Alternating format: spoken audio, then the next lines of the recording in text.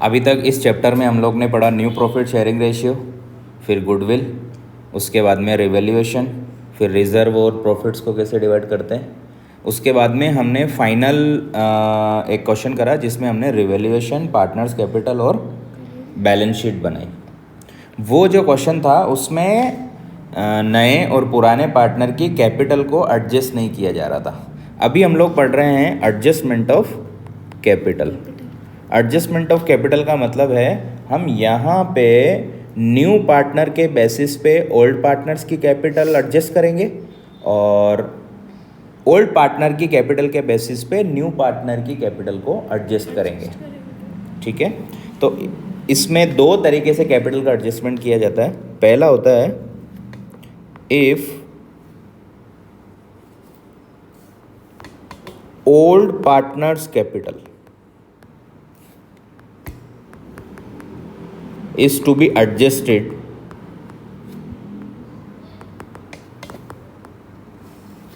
on the basis of new partners capital।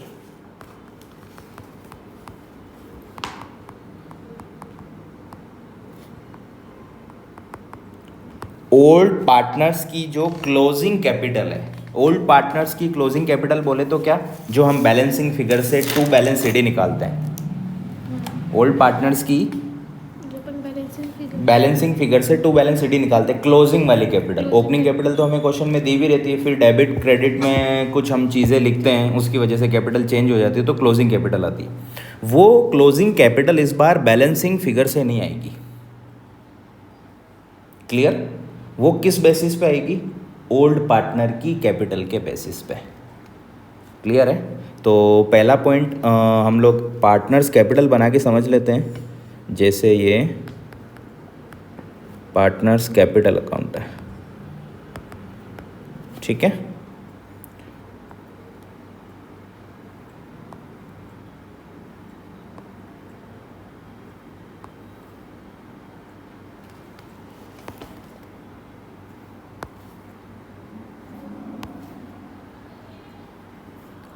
यहाँ आपका particulars आ गया, ये जैसे ओल्ड पार्टनर्स आ गए ए और बी, और यहाँ पे मान लो आ गया न्यू पार्टनर सी। ये भी आपका पर्टिकुलर हो गया ए बी और सी, ठीक है। जब भी एडमिशन का जब हम लोग पार्टनर्स कैपिटल बनाते हैं तो सबसे पहले यहाँ पे ओल्ड पार्टनर्स की कैपिटल लिखते हैं to balance PD by balance PD. बेटा हमेशा गलत ही बोला करो आप, ठीक है। उसके बाद में न्यू पार्टनर की कैपिटल लिखते हैं बाय कैश, ठीक है। उसके बाद में हम लोग न्यू पार्टनर जो गुडविल लाता है वो चाहे कैश में ला रहा है तो उस हिसाब से एंट्री करते हैं, और कैश में नहीं ला रहा है तो एक एंट्री करते हैं, ठीक है। मान लो वो कैश में ला रहा है तो वो ऐसे बाय गुडविल। जो न्यू पार्टनर गुडविल लाएगा वो कौन लेंगे? Old partners. तो जर्नल एंट्री क्या होती है? गुडविल अकाउंट या to S capital to B's capital, A और बी के क्रेडिट में वो आ जाती है बाय गुडविल करके, ठीक है। उसके बाद में हम लोग जैसे कोई जनरल रिजर्व है या पी एंड एल का क्रेडिट बैलेंस है या कोई अदर रेवेन्यू रिजर्व है वो डिवाइड करते हैं। क्लियर? और डेबिट साइड में हम लोग जैसे कोई एडवर्टीजमेंट एक्सपेंसेस हो गया, जो मिसकेलेनियस एक्सपेंडिचर रहते हैं ना बैलेंस शीट के एसेट्स में, या कोई गुडविल ओपनड है ऑलरेडी, ठीक है, उसको क्लोज करना हो तो वो ओल्ड पार्टनर्स में क्लोज करते हैं हम लोग। तो कुछ इस तरीके से हम लोग पार्टनर्स कैपिटल बनाते हैं एडमिशन के टाइम पे। और फाइनली हम लोग रिवैल्यूएशन का लॉस या प्रॉफिट लिखते हैं। प्रॉफिट होता है तो क्रेडिट साइड में और लॉस होता है तो डेबिट साइड में। यहाँ हम लोग बाय रिवैल्यूएशन जैसे प्रॉफिट, ठीक है, ये इनका रिवैल्यूएशन का प्रॉफिट हो गया, ये इनका पी एंड एल का शेयर्स हो गया, ये जनरल रिजर्व में इनका शेयर हो गया, ये इनकी गुडविल हो गई, और ये न्यू पार्टनर की कैपिटल हो गई। ये गुडविल यहाँ पे नहीं आएगी, ठीक है। तो ये कैपिटल का बैलेंस, ये न्यू पार्टनर की कैपिटल, बाकी जो एडजस्टमेंट है वो क्वेश्चन के अकॉर्डिंग। अभी हमें क्या करना है, जब भी क्वेश्चन कंप्लीट होता था तो हम क्या करते थे? पार्टनर्स कैपिटल का बैलेंस निकालते थे। इस बार हमें ओल्ड पार्टनर्स की कैपिटल का बैलेंस नहीं निकालना है। यहाँ पे जो टू बैलेंस कैरिड डाउन आएगा, जो ये वाला बैलेंस आएगा टू बैलेंस कैरिड डाउन, ये बैलेंस बैलेंसिंग फिगर से नहीं आएगा। क्लियर है? मतलब इस कैपिटल को एडजस्ट किया जाएगा किस बेसिस पे? न्यू पार्टनर की कैपिटल के बेसिस पे। हमारा टॉपिक ही क्या है? If old partners capital is to be adjusted on the basis of new partners capital. अब यहाँ मान लो जैसे ये सी की यहाँ कैपिटल है, ये मान लो है 50,000 रुपीज़। सी कितने रुपए कैपिटल ला रहा है? 50,000 कैपिटल ला रहा है और सी का शेयर है मान लो 1/4। सी कितने रुपए कैपिटल ला रहा है? 50,000, उसका शेयर है 1/4। क्लियर है? तो आपको क्या लगता है कि सी 50,000 कैपिटल कैसे लेके आया? फर्म की जो टोटल कैपिटल है वो 2 लाख रुपए होगी। फर्म की जो टोटल कैपिटल है वो कितने रुपए होगी? 2 लाख। 2 लाख का 1/4 सी को लाना पड़ा, कितने रुपए? 50,000। और हमें अगर 50,000 क्वेश्चन में दिया है और हमें पता करना हो कि फर्म की टोटल कैपिटल कितनी है, तो क्या हम 2 लाख डिटरमाइन कर सकते हैं? Yes sir. बिल्कुल कर सकते हैं। तो यहाँ हम सबसे पहले क्या करेंगे? फर्म की टोटल कैपिटल निकालेंगे। फर्म की टोटल कैपिटल किस बेसिस पे आएगी? न्यू पार्टनर की कैपिटल के बेसिस पे। क्लियर है? तो यहाँ हम लोग क्या करेंगे? 50,000 इंटू 4/1 रिवर्स शेयर कर देंगे न्यू पार्टनर का। तो यहाँ हमारे पास आ जाएगा 2 लाख रुपये। ये क्या है? फर्म की टोटल कैपिटल। कभी भी न्यू पार्टनर की कैपिटल डिसाइड होती है फर्म की टोटल कैपिटल के बेस पे ही डिसाइड होती है। सी की कैपिटल अगर 50,000 है, इसका मतलब फर्म की कैपिटल 2 लाख रुपए, क्योंकि सी का शेयर 1/4 है। क्लियर है? समझ में आया? अब नया पार्टनर टोटल कैपिटल का 1/4 रख रहा है, तो नया पार्टनर फर्म में ये भी तो बोल सकता है कि तुम भी टोटल कैपिटल का अपना शेयर रखो। क्लियर है? जब मैं 50,000 रख रहा हूँ मेरी कैपिटल, तो आपको भी अकॉर्डिंगली उस हिसाब से कैपिटल रखनी चाहिए। क्लियर है? तो इस बेसिस पे ही हम लोग ओल्ड पार्टनर्स की कैपिटल को डिटरमाइन करेंगे। क्लियर है? ठीक है। अभी हम लोग ऐसे सपोज कर लेते हैं, यहाँ पे suppose total profit of the firm equal to 1। Total profit of the firm equal to 1। ठीक है? रिमेनिंग कितना बचा? 1 माइनस 1/4 कौन ले गया? सी। पीछे कितना बचा? 3/4। अब 1/4 कैपिटल तो सी ने रख दी, बाकी 3/4 कैपिटल कौन रखेगा? ए और बी। क्लियर है? अब ये 3/4 शेयर किसका है? ए और बी का है। क्लियर है? अभी हमें क्या करना पड़ेगा? ए और बी का रेशियो निकालना पड़ेगा, न्यू रेशियो। क्लियर है? अभी जैसे मान लो कि ए और बी का जो ओल्ड रेशियो है वो सपोज कर लेते हैं हम लोग 1:1 है। ए और बी का ओल्ड रेशियो कितना है? 1:1। अब ये 3/4 शेयर कौन लेंगे? ए और बी किस रेशियो में? बराबर। क्लियर है? ठीक है। तो ए का शेयर कितना होगा? As new share. ए का न्यू शेयर कितना होगा? 3/4 का 1/2 और बी का भी न्यू शेयर कितना होगा? 3/4 का 1/2। इनका ओल्ड रेशियो अगर 2:1 होता, 3:2 होता तो उनमें डिवाइड कर देते। कुल मिला के हमें यहाँ पे न्यू रेशियो निकालना है। ठीक है? कहने का मतलब है जो क्लोजिंग कैपिटल होगी वो न्यू रेशियो में होगी। ये कितना आ गया? 3/8। ये भी कितना आ गया? 3/8। क्लियर है? और सी का जो शेयर है वो तो हमें पता है ही, कितना? 1/4। क्लियर है? अगर आपको क्वेश्चन में पूछे न्यू रेशियो निकालो तो आप न्यू रेशियो निकाल सकते हो। क्लियर है? ठीक है। अब यहाँ पे ए की कैपिटल कितनी होनी चाहिए? 2 लाख का 3/8। अगर सी की कैपिटल 2 लाख का 1/4 है तो ए और बी की कैपिटल भी तो 2 लाख का 3/8 और 2 लाख का 3/8 होनी चाहिए ना अकॉर्डिंगली सी की कैपिटल के बेसिस पे। ठीक है, तो यहाँ पे एज कैपिटल हम लोग बैलेंस निकालेंगे, ए का कैपिटल कितना होना चाहिए एंड में, अकाउंट्स क्लोज करने के बाद में ए की कैपिटल कितनी होनी चाहिए। क्लियर है, वो होनी चाहिए 2 लाख का कितना 3/8। कुल मिला के आपको फर्म की टोटल कैपिटल को न्यू रेशियो में डिवाइड करना है, तो हमें पता पड़ेगा कि ओल्ड पार्टनर्स की कैपिटल कितनी होनी चाहिए। ठीक है, तो ये हम लोग ये 25 मल्टीप्लाई बाई 3 75,000 तो कैपिटल होनी चाहिए ए की, और 20 कैपिटल भी उतनी ही होगी जितनी ए की है, क्योंकि उसका शेयर भी तो 3/8 ही है। ठीक है, तो 2 लाख का 3/8 इसकी भी कितनी होनी चाहिए। ठीक है, और सी की कैपिटल आपके पास है ही सही, कितने रुपए 50,000 रुपीज़ तो हो गए ना 2 लाख रुपए। क्लियर है, तो कहने का मतलब है कि हम लोग जो ओल्ड पार्टनर्स की कैपिटल का बैलेंस निकालते थे क्लोजिंग वाला, वो कैसे निकालते थे, बैलेंसिंग फिगर से। इस बार ये बैलेंसिंग फिगर से नहीं निकलेगा, ये कहाँ से आएगा, वर्किंग नोट से। हम लोग एक वर्किंग नोट प्रिपेयर करेंगे, उसमें बहुत सिंपल है, आपको कुछ ही नहीं करना, आपको करना है टोटल कैपिटल डिटरमाइन करने और उसको न्यू रेशियो में डिवाइड करना है। न्यू रेशियो आपको निकालना आता है, टोटल कैपिटल नए पार्टनर के रिवर्स शेयर से हम पता कर लेंगे, उसको न्यू रेशियो में डिवाइड करना, और ये वाली कैपिटल होगी उनकी क्लोजिंग कैपिटल तीनों पार्टनर्स की। क्लियर है, तो यहाँ हम लोग लिख देंगे 75,000 और 50,000 रुपीज़।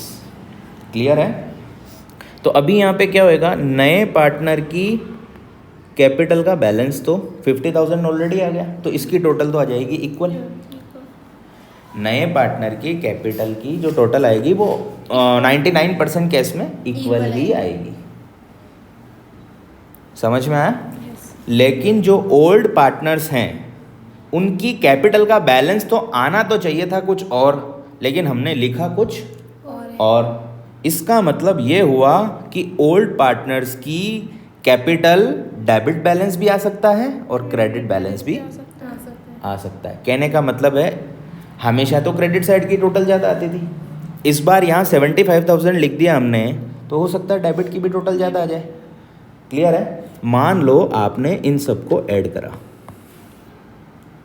सपोज इन सबको आपने ऐड किया क्रेडिट साइड को, ये मान लो आ रहा है करीब 90,000 रुपीज़ इन सब की टोटल, ये वाली इन सब की टोटल कितनी आ रही है 90,000 रुपीज़ आ रही है। अब 90,000 में मान लो ये दो हमने माइनस कर दिए, मान लो 20,000, तो 90 में से 20 गया, यहाँ बैलेंस कितना आना चाहिए 70। इनकी टोटल सबकी कितनी है 90 में से कितना गया 20, तो यहाँ बैलेंस कितना आना चाहिए 70,000, लेकिन यहाँ 75,000 बैलेंस आ गया। कहने का मतलब है ए की कैपिटल अगर बिना एडजस्टमेंट के निकलती तो 70,000 रुपये निकलती, 90 माइनस 20 70,000 निकलती, लेकिन हमने डिसाइड करा है कि ए की कैपिटल बजाय 70 के 75,000 होनी चाहिए। ए की कैपिटल अगर बैलेंसिंग फिगर से निकलती तो कितनी निकलती 70,000। क्लियर है, क्योंकि ये 90 में से ये 20 गया, कितना आना चाहिए 70, लेकिन ए को अपनी कैपिटल को कितना रखना है 75,000 रखना है। कहने का मतलब है कि ए को फर्म में 5,000 रुपीज़ और लेके आने पड़ेंगे, क्योंकि सी यही तो बोलेगा जब आप हमसे 50,000 रुपये मंगवा रहे हो तो आप भी तो अकॉर्डिंगली उस वही कैपिटल रखो अपनी। हाँ, आपकी ज़्यादा आ रही है तो आप लेके चले जाओ, लेकिन अगर आपके कम पड़ रही है तो आपको फर्म में मेरे बराबर पैसा लेके आना पड़ेगा। क्लियर है, तो ए को अपनी कैपिटल को कितना मेंटेन करके रखना है 75, जबकि ए की कैपिटल का बैलेंस कितना आ रहा है 70 आ रहा है, तो ए को फर्म में 5,000 लाने पड़ेंगे, ऐड करने पड़ेंगे। हाँ, ए को फर्म में 5,000 लाने पड़ेंगे। क्लियर है, तो ए अगर फर्म में पैसे लाएगा तो क्या लिखेंगे हम लोग बाई कैश, कितने रुपए 5,000 रुपीज़। क्लियर है, समझ में आ रहा है? जैसे सी की कैपिटल आई थी 50,000, तब भी तो हमने बाई कैश लिखा ही था ना। जब भी पार्टनर कैपिटल लेके आएगा बाई कैश होएगा, और जब भी पार्टनर कुछ लेके चले जाएगा तो टू कैश होएगा। जैसे गुडविल लेके जाता है तो टू कैश करते कि नहीं करते हम लोग? समझ में आया? अब मान लो बी के केस में उसकी कैपिटल ज़्यादा निकल रही है, बी के केस में उसकी कैपिटल ज़्यादा निकल रही है। मान लो कि यहाँ पे उसकी कैपिटल जो क्रेडिट साइड की जो बैलेंस आ रहा है उसकी कैपिटल का, वो आ रहा है 1 लाख रुपीज़। कितना आ रहा है? 1 लाख रुपीज़। और 1 लाख में से ये मान लो 20,000 गया, तो यहाँ बैलेंस कितना आना चाहिए? 80। कहने का मतलब है बी की जो क्रेडिट साइड की टोटल है वो आ रही है 1 लाख, डेबिट साइड की टोटल कितनी आ रही है? 20,000। ठीक है, तो उसकी कैपिटल का बैलेंस यहाँ पे कितना आना चाहिए? 80, जबकि उसको रखनी कैपिटल कितनी है? 75। कहने का मतलब है बी को अपनी कैपिटल को 80,000 रुपये रखना ही नहीं है, बी को तो कैपिटल ही 75 रखनी है, तो ये 5,000 रुपये ले जाएगा।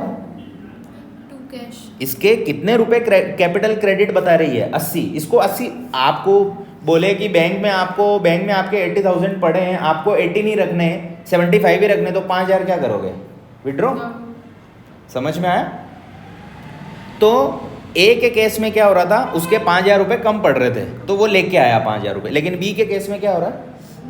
5,000 रुपये उसके ज़्यादा निकल रहे हैं तो वो लेके चले जाएगा। कहने का मतलब है, तो ए के केस में क्या हुआ था? डेबिट साइड की टोटल ज़्यादा थी 95,000 रुपीज़। यही टोटल हमने किधर लिखी? क्रेडिट साइड में। यहाँ पे कितने रुपए? 95,000 रुपीज़। और 95,000 में से 90,000 गया तो 5,000 रुपीज़ इसका क्रेडिट साइड में बाई कैश आया। क्लियर है? और बी के केस में क्या हुआ? सीआर साइड की टोटल कितने रुपए है? 1 लाख रुपए। यही डीआर में टोटल आ जाएगी कितने रुपए? 1 लाख रुपए। अब 1 लाख में से कितने गए? 20,000 रुपीज़। कितने गए? 20,000 रुपीज़। तो 80,000, 80 में से ये 75 और गए, तो 5,000 यहाँ पे जो बैलेंसिंग फिगर आएगा ये पैसे ये ले जाएगा। यहाँ आ जाएगा बैलेंसिंग फिगर, और यहाँ पे भी बैलेंसिंग फिगर। कहने का मतलब है कि जो नॉर्मल पार्टनर्स कैपिटल होता है और ये वाला जो न्यू पार्टनर के कैपिटल के बेस पे जो हम ओल्ड पार्टनर की कैपिटल डिटरमाइन करते हैं, ये वाला जो पार्टनर कैपिटल होता है, इन दोनों में डिफरेंस क्या होता है कि नॉर्मल पार्टनर्स कैपिटल में जो to balance C D closing capital आती है वो बैलेंसिंग फिगर से आती है, और ये वाला जो पार्टनर्स कैपिटल है इसमें जो क्लोजिंग कैपिटल आएगी वो बजाय बैलेंसिंग फिगर के हम लोग निकालेंगे वर्किंग नोट से, ऐसे। क्लियर है? ये क्लोजिंग कैपिटल ऑलरेडी आ जाएगी यहाँ पे। अब अगर किसी पार्टनर को कैपिटल ज़्यादा निकल रहा है तो वो पैसे ले जाएगा, और कोई पार्टनर के पैसा कम पड़ रहा है तो वो पैसे लेके आएगा। कहने का मतलब है आप कैपिटल को पहले ही लिख दो टू बैलेंस सीडी को। अब आप पता करो डेबिट साइड की टोटल ज़्यादा है या क्रेडिट साइड की टोटल ज़्यादा है। अगर डेबिट साइड की टोटल ज़्यादा है तो वो पैसे लेके आएगा, जिसको हम लोग लिखेंगे बाई कैश। क्लियर है? और क्रेडिट साइड की टोटल ज़्यादा है तो वो पैसे ले जाएगा, जिसको हम लोग लिखेंगे टू कैश। अब कभी कभी यहाँ पे क्वेश्चन में ये लोग ये भी लिख देते हैं कि वो न कैश लाएंगे न कैश ले जाएंगे, इनका एडजस्टमेंट इनके करंट अकाउंट से करना है। क्या? इनके करंट अकाउंट से करना है, तो यहाँ बजाय कैश के करंट अकाउंट भी आ सकता है कि ठीक है। तो यहाँ हम बजाय कैश लिखने के यहाँ क्या लिख देंगे? टू बीज करंट अकाउंट, टू बीज करंट अकाउंट, और यहाँ पे बाई एज करंट अकाउंट। ये क्वेश्चन टू क्वेश्चन डिपेंड करता है। क्लियर है? अगर एडजस्टमेंट कैश से करना हो तो कैश लिख देंगे, बैंक से करना हो तो बैंक लिख देंगे, और करंट अकाउंट से करना हो तो करंट अकाउंट से एडजस्टमेंट कर देंगे। क्लियर है?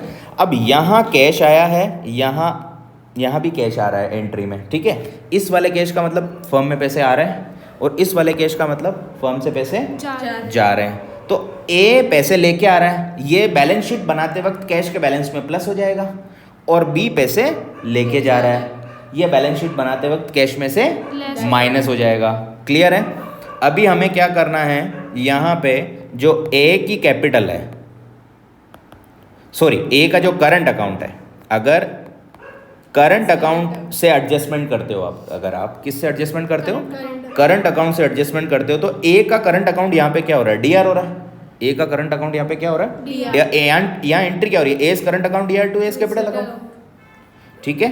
तो इसको हम लोग लिखेंगे असेट्स में, किस में लिखेंगे, Assets. असेट्स में। और यहाँ बी का करंट अकाउंट क्या हो रहा है, सीआर में, CR तो इसको हम लोग लिखेंगे Liability. लाइबिलिटी में, ठीक है। और या तो आप एक चीज़ ध्यान में रख सकते हो कि इधर कहीं करंट आता है तो वो सीधा नीचे आएगा, बोले तो किधर, बैलेंस शीट में। और यहाँ कहीं करंट आ रहा है तो वो सीधा नीचे आएगा, बोले तो लाइबिलिटी। क्लियर है। तो हमें वापस से मैं एक बार बता देता हूँ क्या करना है। हमें पार्टनर्स कैपिटल बनाना है, टोटल नहीं लगानी है। पार्टनर्स कैपिटल बनाने के बाद टोटल नहीं लगानी है। हमें एक वर्किंग नोट प्रिपेयर करना है। उस वर्किंग नोट से हमारे पास क्या आएगा, पार्टनर्स की कैपिटल का क्लोजिंग बैलेंस। वो क्लोजिंग बैलेंस हमें यहाँ पे लिख देना है। उसके बाद में जिधर की टोटल ज़्यादा है उस हिसाब से आप बैलेंसिंग फिगर से कैश या बैंक या करंट अकाउंट निकाल लो। अगर कैश लिखा है तो कैश में से एडजस्ट कर दो, बैंक लिखा है तो बैंक में से एडजस्ट कर दो, और करंट अकाउंट लिखा है तो बाई साइड में आता है तो एसेट साइड में उतार दो, और जो टू साइड में आता है तो लायबिलिटीज। बस ये हो गया एडजस्टमेंट ऑफ कैपिटल का पार्ट 1, जिसमें ओल्ड पार्टनर की कैपिटल को एडजस्ट करते हैं हम लोग, किस बेसिस पे, न्यू पार्टनर की कैपिटल के बेसिस पे। क्लियर है, पूरा समझ में आया, Yes. ठीक है।